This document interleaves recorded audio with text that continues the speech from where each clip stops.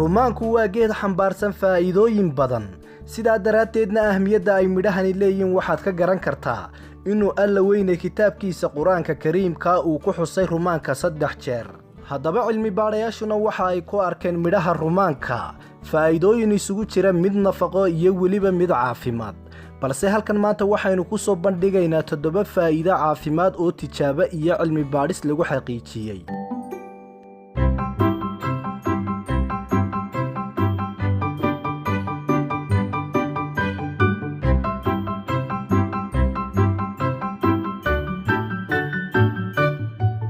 ugu horreyn rumaanku waxa uu sare u qaadaa kacsiga, wuxuuna wax weyn ka taraa hamiyarida, waayo rumaanku waxa ugu horeeya midhaha u roon awoodsiinta ragga, waana arrin la hubo taasi. midhaha rumaanku sidoo kale waxay u wanaagsan yihiin riixa iyo kala goysya xanuunka, waayo rumaanku waxa uu ka hortagaa dhaawaca gaadha carjawda iyo seedaha ku xeeran kala goyska, wuxuuna aad ugu roon yahay nooca riixa ee loo yaqaano collagen induced arthritis.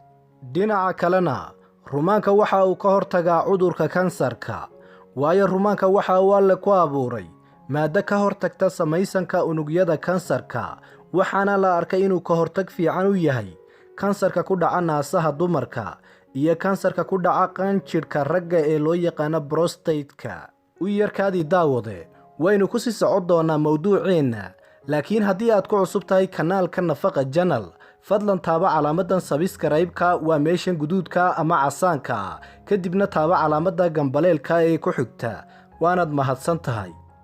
dhinaca kalena rumaanku waxa uu xakameeyaa islamarkaana hoos u dhigaa dhiigkarka, waayo cabbitaanka rumaanka waxaa ku jira dhowr macdan oo jidhka u qaabilsan inay sunta ka saaraan, waxaana ka mid a maaddada loo yaqaano polyphenol oo cadaadiska dhiigga hoos u dhigta, waxaana rumaanka lagu xakamayn karaa dhiigkarka. geesta kalena rumaanku waxa uu kobciyaa islamarkaana xoojiyaa bakteeriyada bini'aadamka la saaxiibka ah, waayo dhowr cilmi baadhis ayaa lagu sheegay in rumaanka uu ka mid yahay midhaha kobciya bakteeriyada bini'aadamka la saaxiibka ah, taasoo dagaal la gasha bakteeriyada kale ee xanuunada u keenta jidhka. faa'iidooyinka kale ee rumaankana waxaa ka mid ah rumaanku waxa uu wanaajiyaa caafimaadka wadnaha, waayo cilmi baadhis iyadana lagu eegayay saamaynta uu rumaanku ku leeyahay caafimaadka wadnaha laguna soo daabacay joornaalka Clinical Nutrition ayaa lagu sheegay inuu ka hortago dufanka ku samaysma xididada halbowlayaasha wadnaha, waayo waxa uu hoos u dhigaa saliidda xididada fadhiisata, taasoo keenta xanuunka wadnaqabadka.